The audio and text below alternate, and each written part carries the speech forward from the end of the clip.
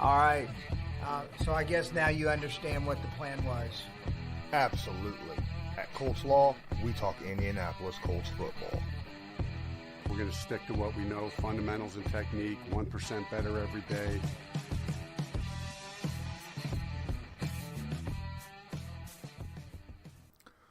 What's going on, Colts Nation? I'm Lawrence Owen. With me, as usual, is my boy Loyalist, and today we are going to be discussing the new NFL rule changes. Two of them in particular that are pretty big that affect the NFL. One for us fans, two for a general population of people. We'll just go that direction with it. I do want to shout out those of you that are already in the chat to discuss. That would be Truett. What up? Glad that you're doing well and are able to join. Brandon, Alpha, what's going on, guys? Appreciate each and every one of you. Before we get started, please don't forget to smash that like button. Hit subscribe if you're not subscribed, and tag that notification bell so that you are notified next time we go live or upload a video. And you're going to want to see them. I mean, between what we do here, the film rooms, and then what we do over on Believe in Colts, you're not going to want to miss any of the content that we're bringing out. I'm just going to straight tell you that right now. I want to thank everybody because our channel is growing so quickly. It's the best that I've seen this channel grow in 2 years. 2 years. Awesome. So, and it's people like you. It's all you guys out here, just sharing, liking, all that stuff. The interaction is absolutely fantastic. What's up, Larry Brown? So the first rule I want to go over that could directly affect the Indianapolis Colts, maybe, this upcoming season, is the new rule that both offenses now get the football guaranteed a possession during overtime in the playoffs. Yeah. It does not happen during the regular games. Apparently this rule was brought up by two teams, one of which was Jim Irsay and the Indianapolis Colts, wanting to do this for the entire season, actually. But that was actually shot down originally. That original for the whole season was shot down. It was voted against. It didn't have enough people. They reproposed it during the NFL owners meeting, and that reproposition was for just the playoffs. And with that, only 3 teams voted against it, believe it or not. Wow, the Bengals, the Vikings, and the Dolphins are the 3 teams that voted against the rule. All the other teams voted for the rule change. Now, this obviously coming off of that Buffalo Bills Kansas City game in the playoffs last year, where it was darn evident, whoever won the coin flip was going to win the game. And so that's a 50-50 chance on who was winning the game. It had really nothing to do with skill at that time because both defenses were just gassed and the offenses were unstoppable at that time. Now, obviously, Irsay was big into that because how many games did we lose in overtime the last couple years due to a coin flip? Both games, as a matter of fact, against the Ravens were won in the last 2 years due to that coin flip, right? Because neither offense was going to be stopped. Whoever got it won. What are your thoughts on this rule change there, Loyalist? I like the rule change. There's just one little caveat. I wish they would have included like the last 3 games of the regular season. Because, for me, it's like you could adjust it a little bit and say those last 3 games. So that way, like if you're on week, the final week and it's a win and get in type of scenario, I don't want that type of game to end up at a tie. I want that game to be resolved. And the reason I say 3 weeks is because at least that way, say, 2 weeks out, you miss out. At least you've got another game to make it up for. You know what I mean? And then, like you said, with the playoffs, I love that. I that is the only little caveat I would have liked to have seen them tweak a little bit. But everything, because let's be honest, we got robbed when we didn't get to see the Bills get a chance to take the ball against the Chiefs and stuff. I mean, there's been multiple games that it works either way. So I just don't want to ever sit there and lose out on an epic chance to sit there and see that find its resolution. I do want to say this rule benefits a passing team. All right, by far. And this is a quote unquote passing league now, right? And that's evident due to this rule change. Because prior, if you had a good defense and a running game, you didn't worry about that because your running game generally kept your defense off the field and they were good enough to be fresh in the fourth quarter or overtime to be able to make that stop when needed. But now, since teams are going to be, they're all pass happy, throw the ball first type teams, they've thrown that whole running game and defense situation to the wind, so to speak. And now it's like, well, if you don't have a defense or a running game, then we're going to give you a bailout with this new rule on both offenses now getting the ball. So it kind of, and it's kind of funny because really this rule kind of goes against the grain for the Indianapolis Colts, and that makes me kind of wonder why Irsay was one of the two owners that brought this up. Because if you think about it, what were the Colts last year? They were a run first and defense team. Mm-hmm. Now the game against the Ravens, the defense was utterly gassed in the fourth quarter. But see, that's a big thing because now you think about it. It used to be if you won the coin toss, you had no option other than to take the ball. You know what I mean? So if your offense has been on the field for the last 6 minutes, wearing themselves out and stuff, now you've got a chance to where you can sit there and say, okay, look, our offense is gassed. Let's let those guys sit and let that defense take those. And you're guaranteed that you're still going to get that possession unless your defense steps up and gets a safety. Well, yeah, I mean, there is that. But go ahead, drop in the comments your thoughts, obviously, on this whole situation with the new NFL rule, on the overtime rule. I'm okay with either way, honestly, and we'll get to those comments later. But like I said, I mean, it is based on a passing league. 10 years ago, this rule would have never passed under any circumstance. Yeah. I don't believe that one bit. I think it's even been brought up a few times in the past. And it never gained any traction. And then you have the Bills-Chiefs game, and they're calling it the Patrick Mahomes Josh Allen rule. I mean, that's pretty sad. And people want to be like, I've seen where people are talking about, well, it's funny how Patrick Mahomes got a rule change. Quarterbacks get rule changes Tom Brady, Peyton Manning has 4 or 5 rules in the NFL that were changed, due to their play or what happened. I mean, it is what it is, and the rule, the NFL is a game that continues to grow, even though it's been around as long as it is. You have to grow with the rule changes because things ain't the same that they were 50 years ago, right?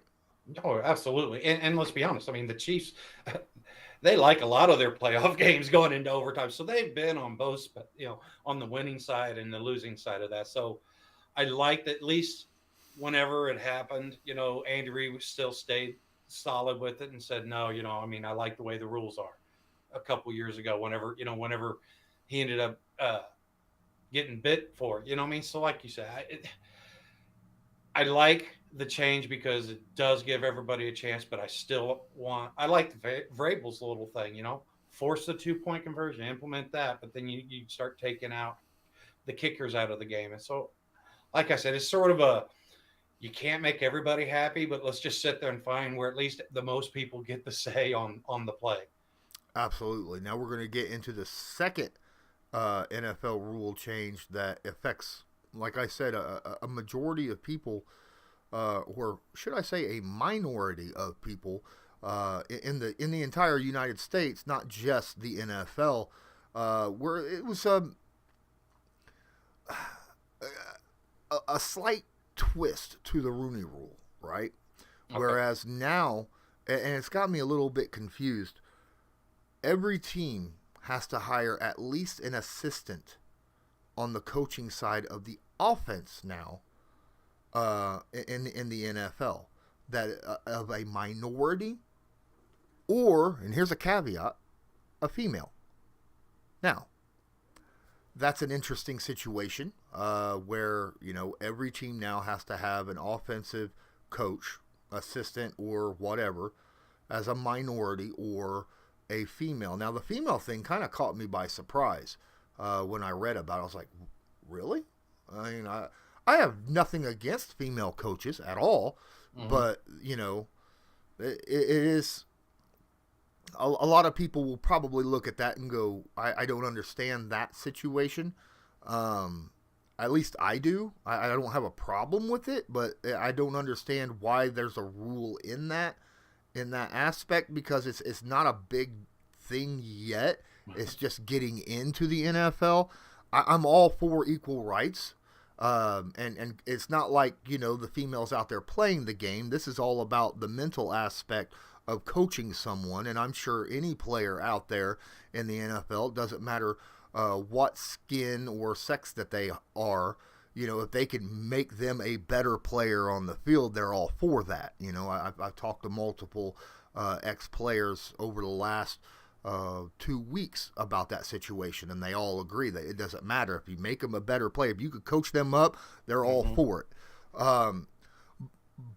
But the thing that confuses me is, why only on offense? Why are we focusing on the offensive side? Why not the defense as well? That's an utter confusion to me. Yeah, and I'll be honest, I I read this one repeatedly, trying to sort it out. You know, what I mean, and I'm like you. I don't have any, you know, way or the other that, oh, I don't want these people or these people or these people or these people. No. Can you coach the game? Can you communicate it to the players? And can you get the best out of your players? That's really all I want. You know what I mean? I don't care if they're short and fat, tall and skinny, you know, purple, green, yellow, whatever. Just, can you do the job well, you know? And the thing is there has been this influx of women that have really got into the game and have elevated the game and brought another dimension. So I love that, you know what I mean? But the why only on offense and not defense, and you know, how it's just, I don't know. I understand the political side of things, you know, which I know we don't do that here on this channel, but I mean, I understand that, you know what I mean? And moving things forward and advancing that. But in the same token, it seems like, you know, they only know that side of the game.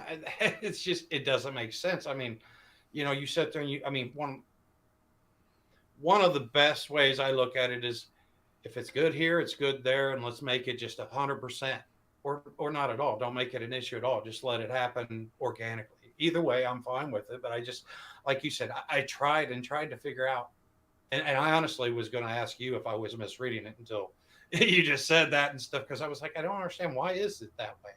I mean, I just, maybe that's where the numbers are showing that's where the growth, you know, is the women are, you know, more offensively, you know, focused right now, because offense is what sells tickets and stuff, you know. And I mean, I don't know, but like I said, I just rather just to be a blanket. If you're going to make that statement, you know, make that rule or whatever, make it blanket, you know, offense, defense, or, you know, anything. Absolutely. Special teams, doesn't matter. I am going to throw this out there. You talk about, you know, I don't generally talk politics, and I don't, because, you know, it is something that can divide anybody. It doesn't matter who they are. Politics and religion is just something I generally try to keep out of the way of, because I don't like dividing any. I like to think that this is a place where everyone can come in and just, you know, be a fan of football. Okay. This is where I come to get away from all the political talk and all the, you know, this is my my place. But I do want to throw one thing out there, and I want to make this very clear as an opinion of mine. I think it's incredibly sad that in this day and age, in the country that we live in, on the planet Earth, that there even seems like there needs to be a rule like the Rooney Rule in place. All right, I think it's an incredibly sad situation that needs to open the eyes of many, many people in this country. Oh, I 100% agree. 100% agree. All right, I am done with that on the political side. That's all I wanted to say about that, guys. Thank you so much. And we're done. We're out. No, I'm kidding. We've only been here 16 minutes. We got some people in here. Larry Brown's all up in here as well. Appreciate you. We're going to get into the chat. William Steele, what's going on? We're going to get into chat in just a moment and discuss whatever you guys want to discuss, because that's what we do, right? But before we get to that, I want to thank everybody. Please, before you forget, so you don't forget, please smash that like button, hit subscribe if you're not subscribed, tag that notification bell so that you are notified next time we go live or upload a video. And you can always share to your favorite social media to help us, get us a little bit more exposure. It's people like you that help us grow. So thank you. And now I want to talk about this thing called Newsbreak. It's a free app, right? Absolutely free. And it helps with local news. And what's local news? Well, I cover Indiana sporting news, including the Indianapolis Colts and many other things on there. It's a free app. Go check it out. Any downloads or, if you download it for free and then give us a follow, it puts money directly into mine and Loyalist pocket. So that's one way that you can support us, even if, just for free. Thank you. This video is sponsored by Newsbreak.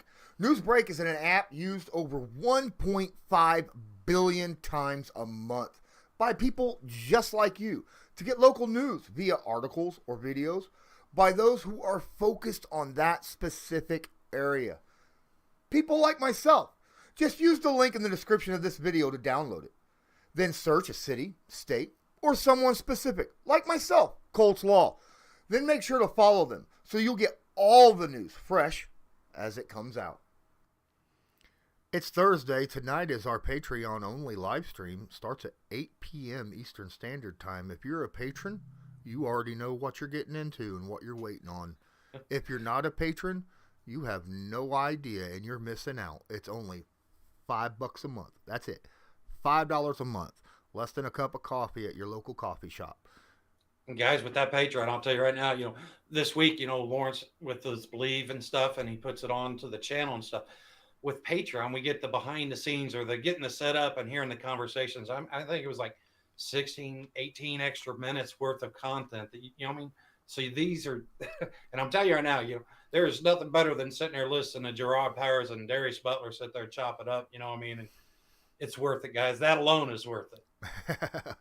Yeah, the link in the description of this video, and also, you can also download or share the Believe in Colts app. Well, not the app, you know what I mean. I'd appreciate it a lot, man. There's so much stuff you can do to help support us. But hey, let's get into Ninkowski. Non-patrons should become supporters. Thank you, my guy. Thank you. Brandon Wood says that he believes that the Niners has a female D-line coach. Now, I know who the actual D-line coach is. It might be an assistant D-line coach, which is cool. I'm cool with that. Absolutely. Truett says, female trainers, no problem here. Guys, I'm good. Let's talk about something out of that situation, unless you bring it up in the chat. And I want to know how. I brought this tweet up earlier. Yes. Well, you don't know. What tweet am I talking about? I think the one where you sat there and said, with Matt Ryan being in the league and stuff, what effect will this have, positive or negative, on Jonathan Taylor? Exactly. What's up, Deep Patel? Yes, with Matt Ryan now the quarterback for the Indianapolis Colts, does that increase or decrease Jonathan Taylor's numbers for this season as compared to last season when he had a certain Carson Wentz at quarterback? Mm-hmm. What are your thoughts, Loyalist? Well, I think that his opportunities will go down. First off, I think he'll have more receptions this year than he did last year with Carson Wentz. I think that his carries might go down as far as reps.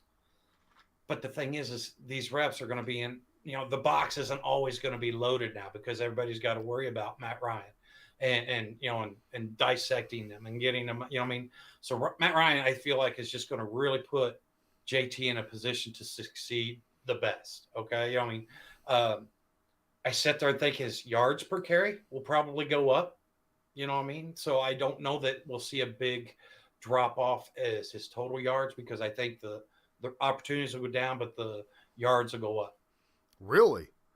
Didn't he have like 5.4 yards a carry last year? That was ridiculous numbers. There was a point where he was at 6 yards a carry. Mm-hmm. I mean, he was leading, him and I think it was Nick Chubb, right, led the league in yards per carry last year. If he gets more yards per carry, that's going to be ridiculous. Ridiculous. I mean, Nyheim Hines had 4.9 yards a carry, which is incredibly good for a running back. Now, his rookie year, Jonathan Taylor had Phillip Rivers throwing the football. And Rivers, very accurate, but wasn't really known for stretching the field that much, right? Mm-hmm. And he could throw it deep, but he needed to wind up and throw a rainbow and all of that neat stuff, when he did so. Ryan doesn't have to do that. Is he going to throw a rocket ball the way Wentz does? No. He does not have the arm that Carson Wentz. He's never had the arm Carson Wentz has. But I sure as heck have seen him drop a sideline 50-yard bomb last year, and it looked good. Mm-hmm. I've seen him throw 2 post patterns. One of them went 50 yards, deep post, and hit his guy dead on the numbers in stride. I agree. I think Matt's going to do a lot for Jonathan Taylor, but I think his overall yardage will go up, and I'm talking scrimmage yards. I don't think he's going to get 1,800 yards rushing. Okay? I'm sorry, mm-hmm. ladies and gentlemen. I don't think he's good. I could see 1,400, but I could legitimately see him getting an extra 200-300 yards in receiving yards as compared to last year. He got quite a few targets last year, believe it or not. That's why Nyheim Hines didn't get as many, because Jonathan Taylor got quite a bit last year. And that was with Carson Wentz not looking his way on a lot of checkdowns, right? Mm-hmm. But if you go look, he had quite a bit compared to what he had his rookie season. Yeah, and I think, MPJ, I think he's going to get basically a lot of similar production and stuff, just in a different way. I don't know that, we're going to see that deep 50-50 ball repeatedly like we did with Carson Wentz. But I think that, he's going to be able to sustain the production that he did, just in a different way. But then you sit there and you look at, like you said, Nyheim Hines, Ali Cox. I mean, everybody knows that Matt Ryan loves the big type, big body type tight end and stuff. And then you got Kylan Granson, who's in his second year. I mean, the thing that I think that we hope that we were going to get with Carson, the biggest improvement that we'll get with Matt Ryan, is the spreading out of the ball. I mean, I remember 2 years ago with Uncle Phil, what was it, 9-10 people receiving in a game and stuff. I feel like we could get back to something like that, hopefully with Matt. That's something very awesome that you just brought up. The multitude of people receiving a football. Here's the deal. So imagine, if you will, all these people who talk about, well, the Colts need more weapons, right? Mm-hmm. The Colts need more weapons. They don't have enough weapons. We need another wide receiver. I'm not disagreeing with that. I'd like to have at least one more wide receiver out there. And we've already discussed why multiple times. Oh, yeah.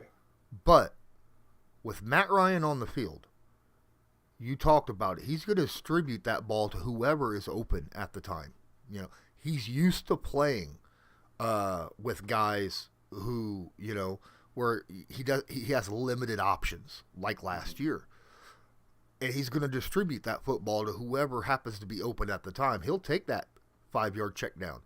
Or, if his number one is not open and he looks over and sees some guy he's never even seen the number on the practice field before, but for some reason he's wide open, he's going to chuck it to him real quick, Who's number 16? I don't know, but I'm going to give it to him, I can see that. And because of that, it's going to that would make this team much harder to defend, right? Mm-hmm. Oh, and I think that's going to help out a ton overall.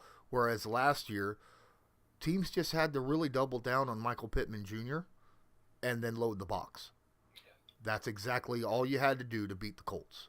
It took them a while to realize how to do that, but that's what they had to do. And I think part of the reason it took them a while to figure it out was because even when they were loading the box, JT and the offensive line was still producing at a level that was. I mean, I remember a couple times, last year we were just looking at his yards after contact. I mean, the O-line and JT, what they did last year was just way above what I thought was going to happen last year, just because of the amount of opportunities and the amount of volume that we ended up doing because of the limited pass game. Yeah. And we talked about, I don't think that the 50-50 balls will be necessarily less. I think that they will complete more of them because they won't be as much 50-50 as what you believe. A lot of those passes that Carson Wentz threw that were looked at as 50-50, had he led Michael Pittman properly, they wouldn't have been considered a 50-50 ball. It would have just been considered a damn good pass. I'm just saying, how many passes in the Patriots game did you see him throw way behind Michael Pittman, and Michael Pittman had to reach back not just to try to get his hands on the ball, but to keep the defender from intercepting the stinking thing, So, and my biggest reason that I thought it would be less for Michael Pittman Jr. is because I feel like some of those 50-50 balls are going to get spread out a little more. Maybe a Paris Campbell or a Mo Alley Cox or a Kylan Granson.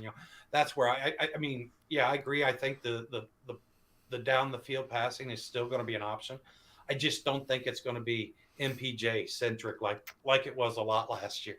Well, I will say this. I think it'll be MPJ centric early. Mm-hmm. At least not as much with a Paris Campbell. And I if he stays healthy, I think he's going to have an absolute fantastic year. Of course, I say that every freaking off season. But when he's in the game, he is dynamic. He's proven it over and over and over. But when you have a guy with the type of dynamic explosiveness and speed that a Paris Campbell has, it takes time for a quarterback to get that timing down with a guy like that. Yeah. Right? Yeah. He's, you don't see guys with 4.2 speed, and it takes a while for them to get that timing down. So they'll unless they're wide open, they're going to go to the guys that run the 4.4s and the 4.5s like Michael Pittman Jr., Yeah. But I expect if he could stay healthy, that timing will get down, and we could see some really nice plays mid-season. And I love seeing. I mean, I was seeing him a couple days ago on Twitter. Where his headspace. I mean, he's in the right headspace. His faith is always strong, but he has this that chip we always talk about. He's sitting there. He's reading a Joel Erickson article about the Colts haven't found their receiver, number 2 receiver, and he doesn't talk a bunch of smack. And he's just looking. And then it pans back down. And he's like, "Gotcha." He's like, "All right, gotcha." I was like, "That's awesome." Hey, I want to shout out to Goki Colts fan. That's Ninkowski right here. Drop $4 into the tip jar using that donation link in the description of the video. Appreciate you so much. Says, salute to Yins, guys. and we'll get to that in a second. Colts fever is a thing, men. Let's go. That is a secret shout out when he said Yin's guys. Yes, sir. To a guy who cannot be with us right now because he's not feeling too healthy. I hope that he does well. Joe Thornburg, I hope that everything's going well for you. And we hope to see you back soon. Okay? I'll just let you know. He even says shout out to Joe JT. Yep. Absolutely. I saw it, so I appreciate it. Deep Patel says, football gods, please keep PC1 healthy. Oh. And agreed. I am so tired of seeing him. And the thing is, when he was on the field, like, even that game, when he come back, he overthrew Carson Wentz overthrew Paris Campbell way too many times. Mm-hmm. All right.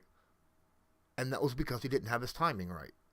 He overthrew him because he's so fast. All Wentz could have done was just, I'm going to throw it as hard as I can, and hopefully he can just, get underneath of it. The difference here is Matt Ryan is going to have a little more touch on the ball, which will give Paris Campbell the time to run under it rather than a rope the way Carson Wentz throws it.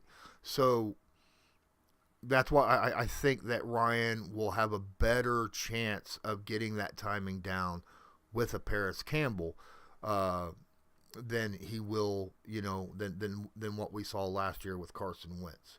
Absolutely. I mean, no slight to Matt Ryan, but I mean, let's be honest, not too many people have the arm that Carson Wentz has. So yeah. I don't even know if he would have enough arm to overthrow him like that.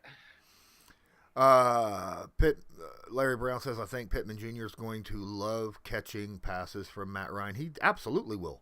Oh. Absolutely will, because he'll throw it, like I said, more often than not in a better spots than what, you saw Carson Wentz throwing it to him. Mm-hmm.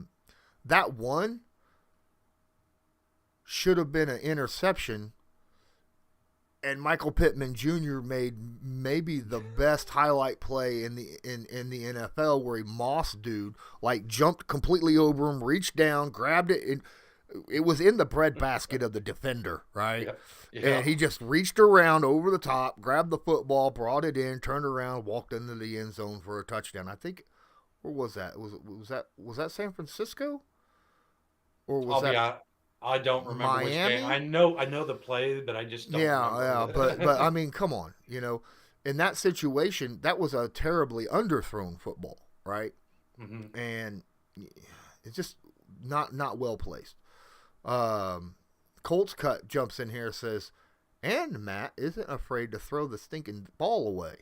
And I added the stinking, but it is fact. He will live to see another down if he has to.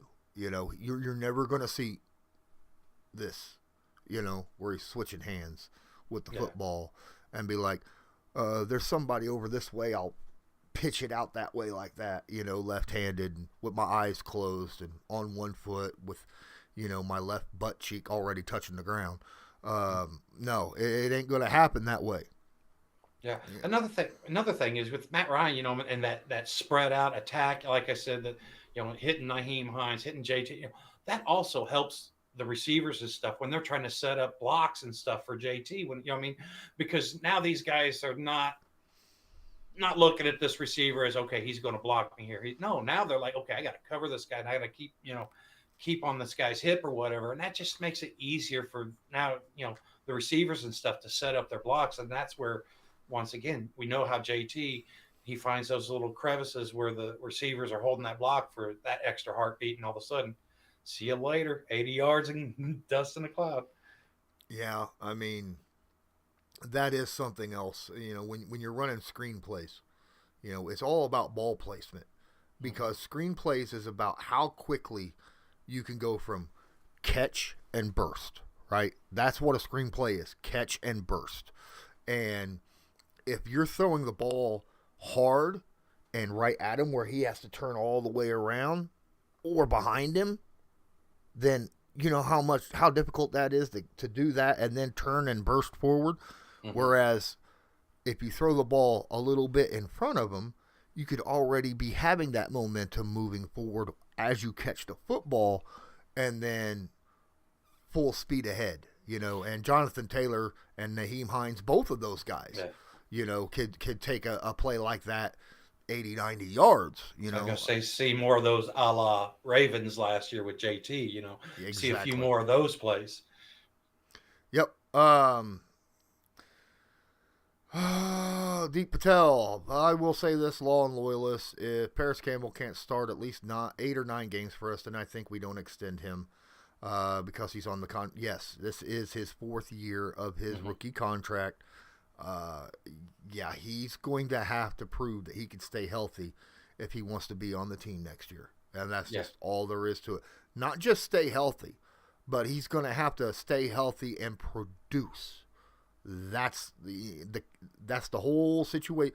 Caveat is my word of the week. I've been using it all week, and I don't know why.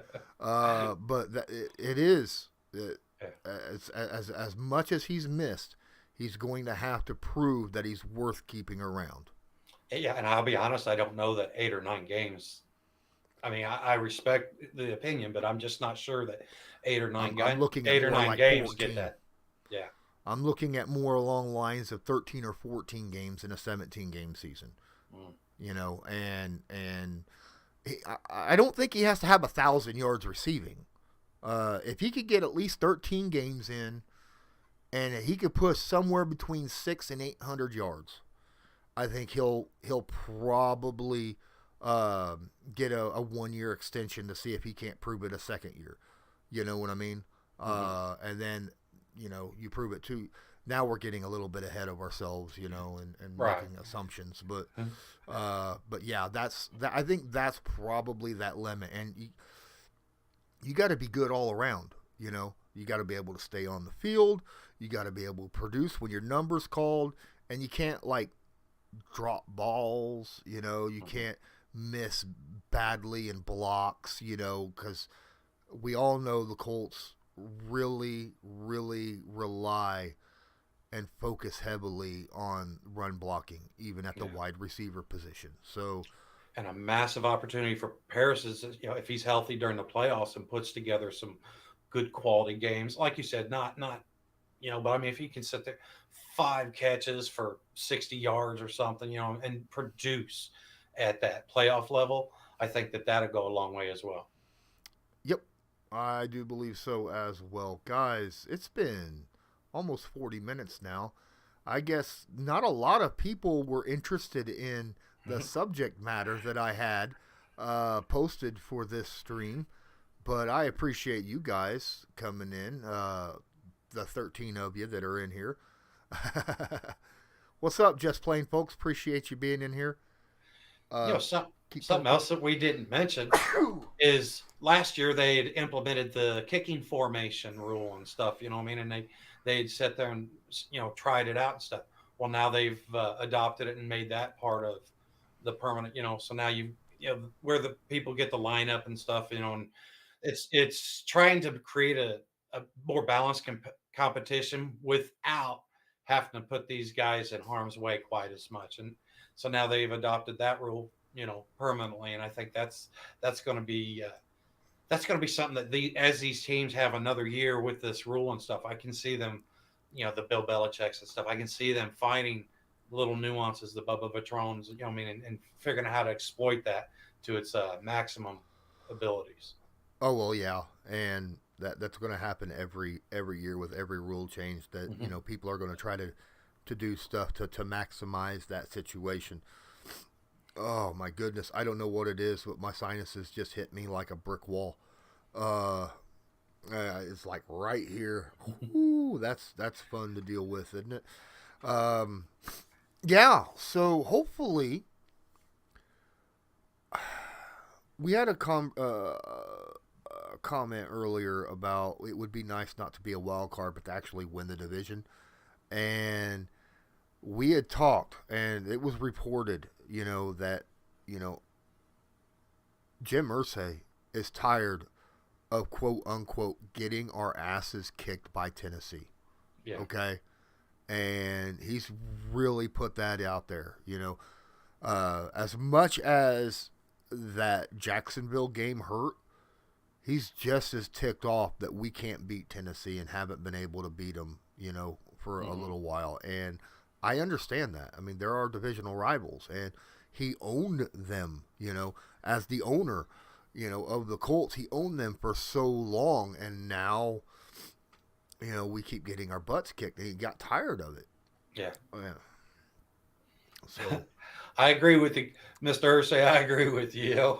And the thing is, you sit there and we look at, okay, Texans, Jaguars. I don't see them being there yet. You know what I mean? Yes, they can win. I'm not saying that, but so this is a 2-horse race. I still look at the AFC South, and quite honestly, I really like what Matt Ryan brings as far as, what I'm hoping to see, or what I think we will see from him in the offense and stuff. And the thing is, you look at who we have to play through. We've got the AFC West. I mean, so now we're going to be really battle tested with our season. Okay. And I mean, we were last year too.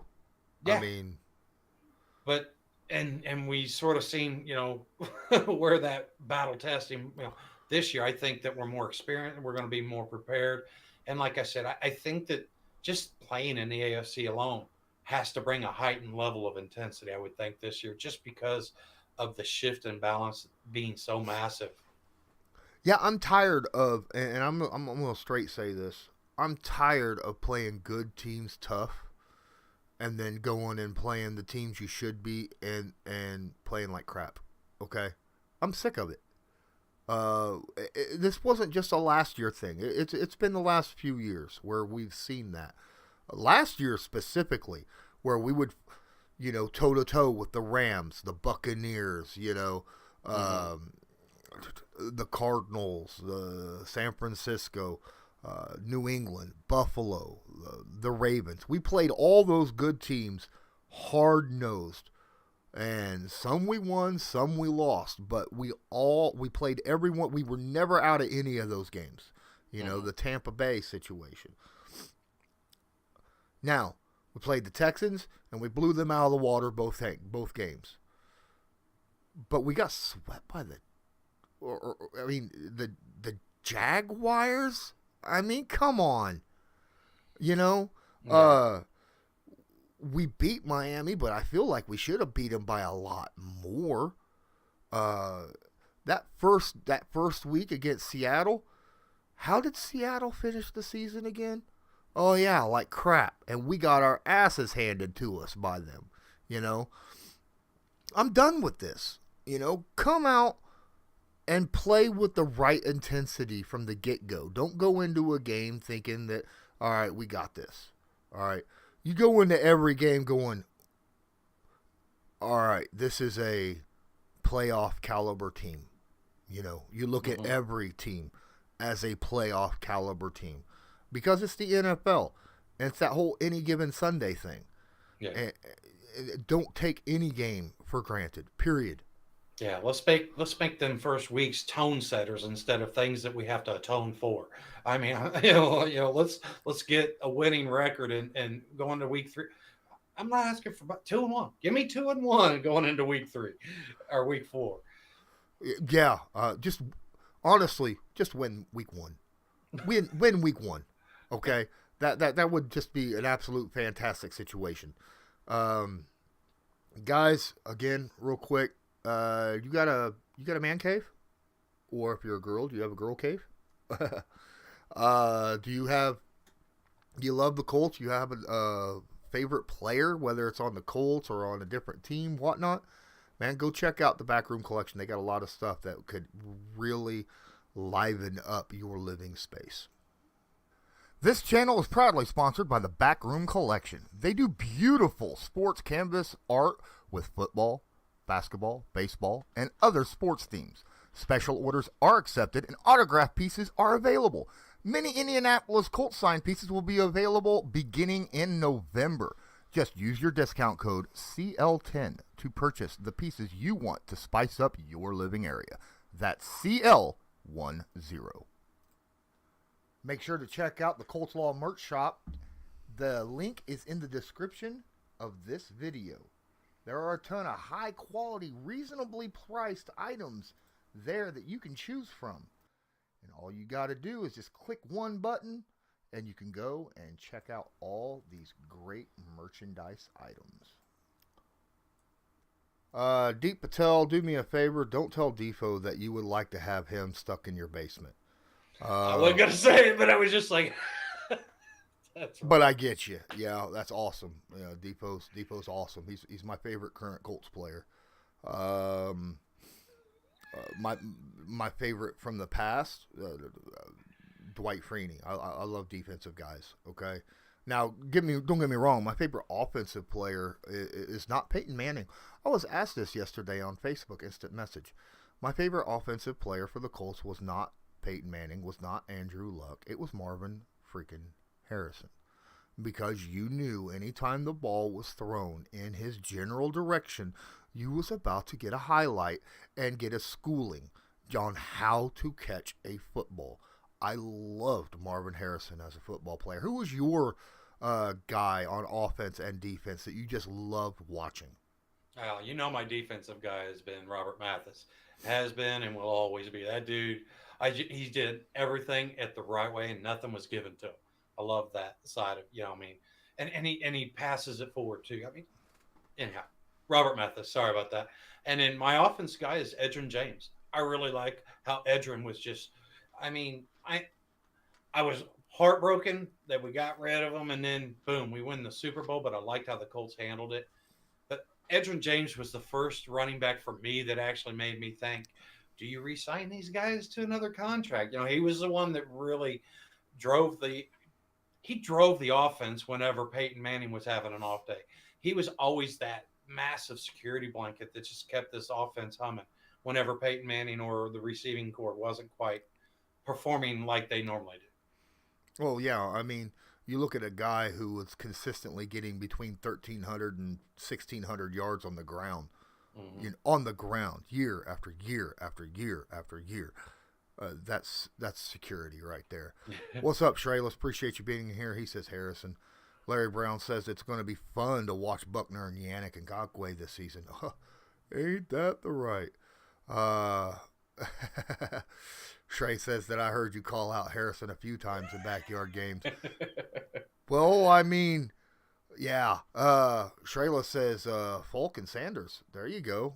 That's love his. Sanders. If he could have just been on the field more, that's the reason. That's why Mathis leapfrogs him for me. But yeah, Marshall Faulk was absolutely a stud well. Larry Brown says for him it was Marshall Faulk. That's cool. See, my first favorite offensive player for the Colts ever was not Marshall Faulk. It was before Marshall Faulk. Okay, Albert Bentley. Loved Albert Bentley. Okay. It was about the same time Bill Brooks was around, but I loved Albert Bentley. Was a good all around running back. You can expect it. He could run the football between the tackles. He could catch the football out of the backfield. He could run block if you needed him to. See, for me, I love the teams and the Etmans and all the people before, but the one that really. It was Harbaugh, because that's when this organization started getting that taste of winning. That's when, that's when we started having them heartbreaking losses, but just, on the edge of your seat. Just on the edge of your seat till the bitter end. And the Steelers AFC Championship game. Oh, good Lord. I still got acid reflux thinking about that. Captain Comeback put a smile on my face a whole lot more times than I thought we were going to. Yep. The Colts have had great running backs for a long. Larry Brown brought up Eric Dickerson. Yeah. Shreyla says that was a catch in that game. All right. Yes, and I'm not going to disagree. But that was during a time when the rule of what a catch was a lot easier to figure out than what it is now. Now you need like an abacus and everything else to figure out if someone actually made a catch. Oh my guys, thank you all so much for joining. This was fun. Loyalist has been sick the last few days, so I'm going to probably cut this about 10 minutes early because he's not been feeling well. Plus, we got this the Patreon live stream here in about an hour. So, Guys, if you enjoy the the chat and the talking, or if you want to just sit on camera and actually be me, or what I mean, because what is it, 9? I think we have like 9 people in, and we can rotate them on total. Yep. But I'm telling you what, guys, just come in. I mean, hang out. If you want to come and go, if you got to leave, whatever. But it's a good time. Like you said, Patreon, $5 a month, and the amount that you get with it, and Lawrence is making it more and more enticing. So I'm telling you guys right now, man, get in there, check it out. It's worth it. And if you don't like it after 1 month, let it go. Yeah. Tonight's show again starts at 8 p.m. The hangout does. It can last anywhere from 9 o'clock until midnight Eastern Standard Time. We've had 3-4 hour things where we just all hung out and talked. But I send out the invites a half an hour before we go live, and if you guys want to join, you'll have to make sure that you're part of the Patreon by then. Trailers, a lot of people get heated. It's all good. I'll tell you that right now. I mean, people get heated all the time, but I don't want you to get heated too much because I know you got, you've had heart conditions lately, Trayla. So I don't want you to get too heated, my guy. Yeah, I mean, and I would argue. I mean, we don't really get in those. I mean, we can disagree, but a lot of us, I mean, don't get me wrong. Nikoski will sit there and call you a bad name every once in a while, but he means it from love. I'm just kidding, Nikoski. But no, like I said, everybody's very respectful, and it's good conversation. It's not just, look at me, I got my point of view, and this is all that matters type of thing. I enjoy it a lot. Yeah, absolutely. Well, guys, I'm going to jump off here. I appreciate each and every one of you. If you haven't done it yet, why wait? Please smash that like button. Hit subscribe if you're not subscribed. Tag that notification bell so that you are notified next time we go live or upload a video. And until next time, I'm Lawrence Owen. That's Colts Loyalist. And as usual, have a good one.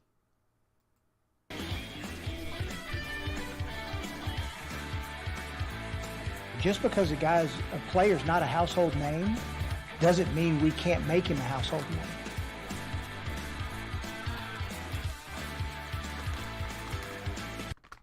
Ingredients. Do not eat this. If you're an NFL player, you will get what? But guaranteed to make you an all-pro. Huh? What? Oh, there's a lot of sugar in this. Holy crap. Look at all the sugar in these. That's going to make you an all-pro for about 5 minutes, and then you're going to be an all-pro sleeper.